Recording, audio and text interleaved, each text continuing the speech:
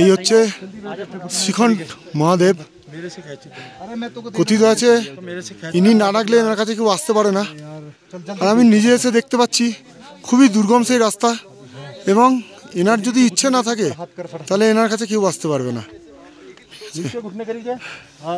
আর এর পিছনেই রয়েছেন এনার পুত্র কার্তিকেয়। এই কার্তিকেয় পাহাড়টাও একই জিনিস, এটাকে কার্তিক দেবতা এবং গণেশ দেবতা হিসেবে পুজো করা হয়। এখানে দুখানা পাহাড় আছে, তো দুটোকে কার্তিক এবং গণেশ হিসেবে পুজো করা হয়।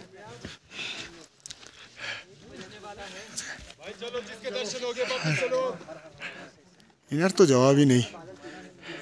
75 ফুট লম্বা, 18,500 ফুট উচ্চতায় ইনি বসবাস করেন।